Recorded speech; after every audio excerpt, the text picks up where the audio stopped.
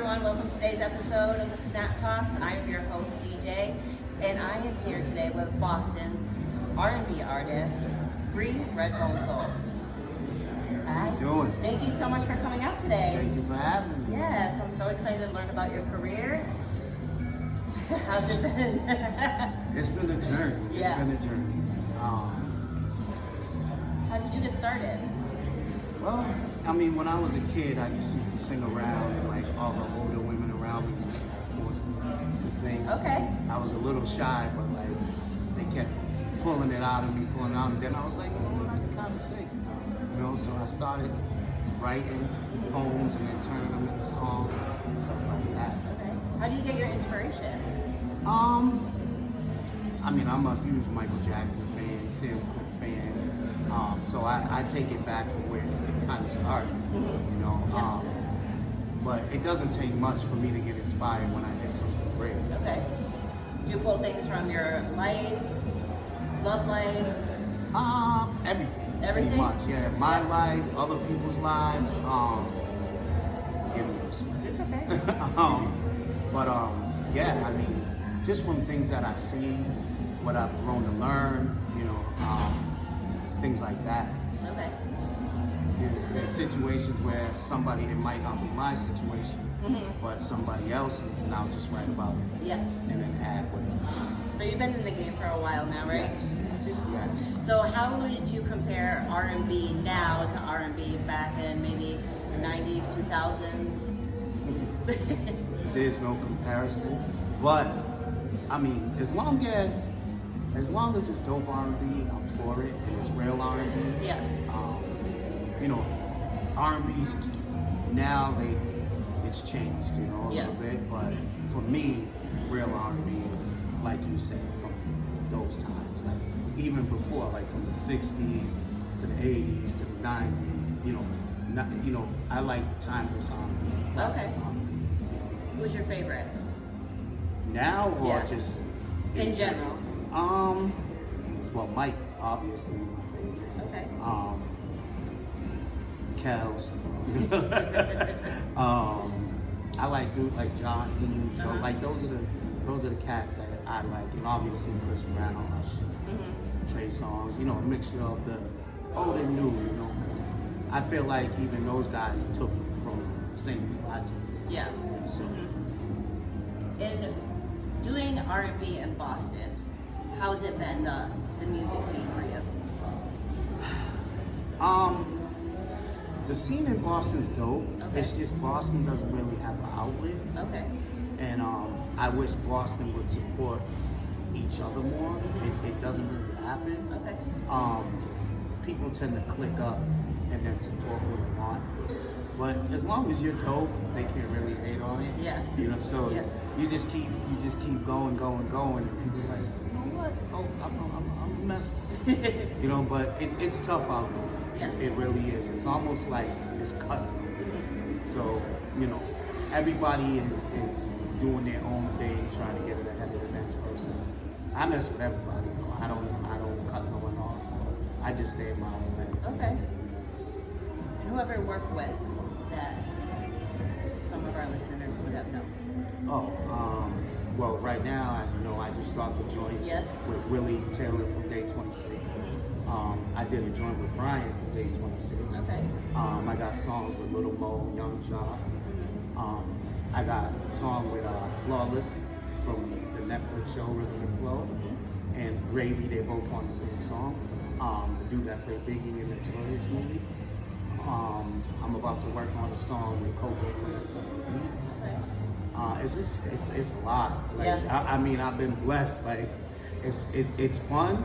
It's been tough, but I've just been blessed. Like, I have. So when you first started and you got into music, how was the struggle to get to where you are now?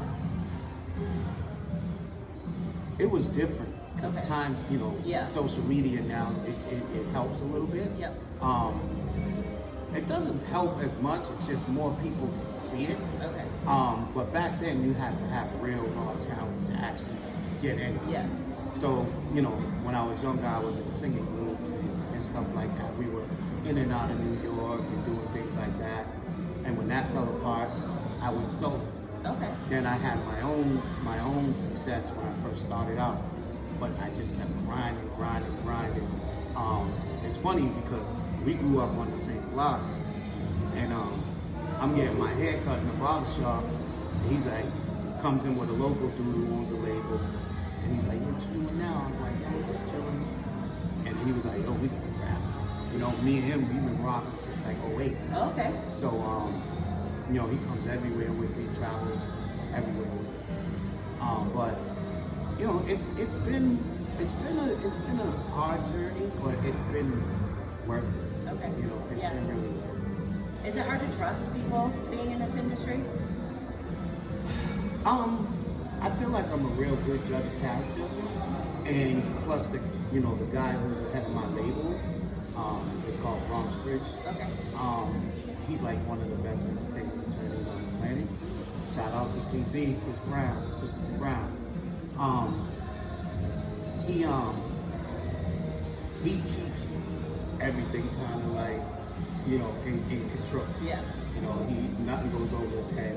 And like I said, I'm a good judge of character. He's a good judge of character, and I got a good team behind me who's always like, you know, telling me, "Yo, what are you doing?" Yeah. You know what I mean? So watching out for you. right, exactly. Yeah. That's important. Mm-hmm. That's super important nowadays.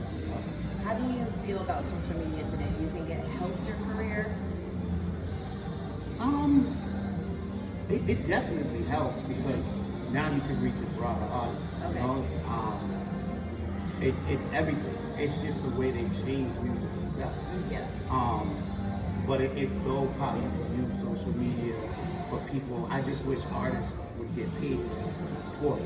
Oh, you know, like you'll give an influencer more money for using your song. Yeah. Which is so crazy. But I mean, I get it, but we gotta kind of figure out how the balance can come back to the, you know, to the artist, because it's funny.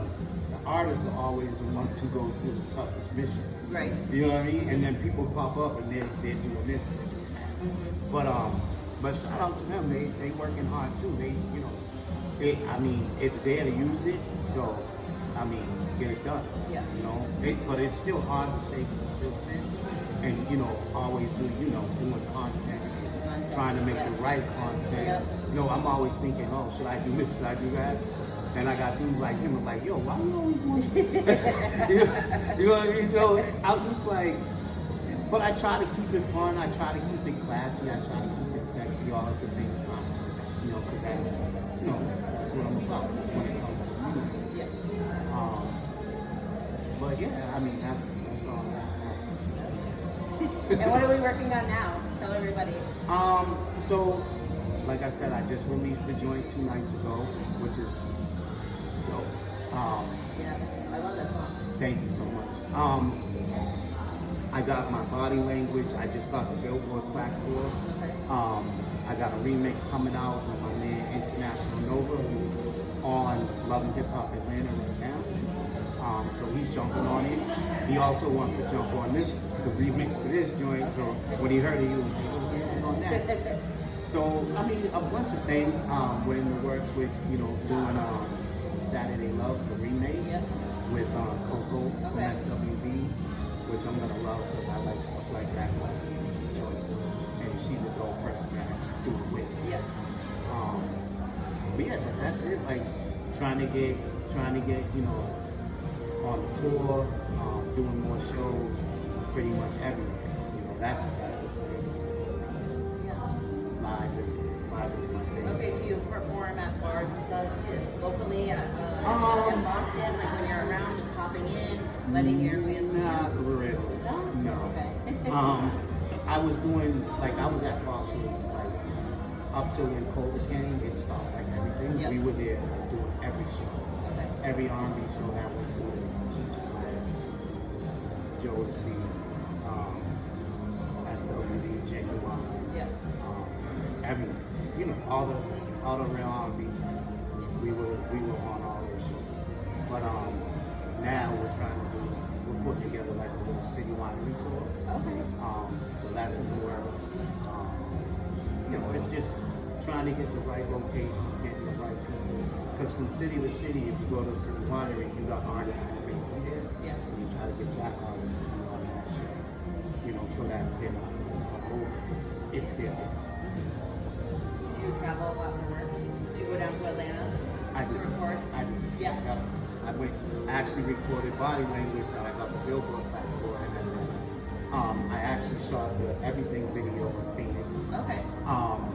But I shot the video for Body Language in Miami in the strip club. Shout out strip club. And then I had Claudia Jordan in my Overdrive video and Brian White. I went to Dallas, Texas to shoot that. I actually recorded that song in Chicago. So I'm lucky. I don't even do a lot of stuff home. It's like, and I love that part, you know, because the outlet home is just, it's not there. There's a lot of talent outlet to get out of there. It's just, Boston's just kind of like over there, you know what I mean? But,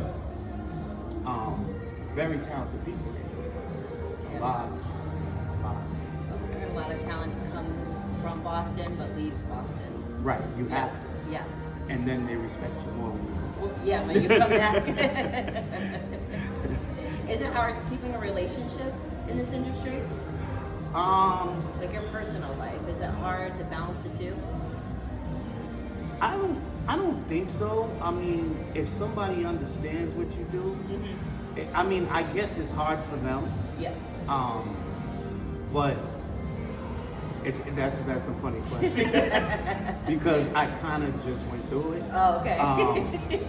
But I mean, it is hard, but you got to stay grounded. And what I've learned from it is that helping her stay secure is the main factor. Yeah.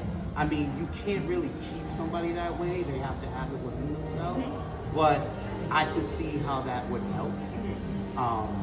And that's a learning thing I've had to learn. But as far as it, I mean, it is kind of, I see other people like with women. Yeah. A lot of women that I work with, they can't really work. Yeah. Because of their relationships. Yeah. It's weird. So it's like you got to try to work with the right one. But for me, I feel like sometimes you can't do everything that you would like to do because you have to respect the relationship. But like I said, if you can make that person feel secure enough to where they get it, then it should. I'm just saying, like. Right? All right. So this is the fun part. We're gonna do some just like one word quick answers back. Right? I'm gonna ask you a few things and just whatever pops into your head. We're gonna do snapbacks. Love or lust? Love. Love? Yeah. Would you let your love of your life get a cherry from Usher or a picture with Chris Brown? Probably a cherry from A cherry from Usher. I seen them Chris Okay. Brown. I seen them Chris Brown pics. I'm not gonna be that dude Either standing one. on the side. Nah, I'm good. I'm good. But I mean, I prefer if she get them both from me. Oh, yeah. Well. But nah, Usher. Usher. Yeah. Okay. And your crazy experience backstage?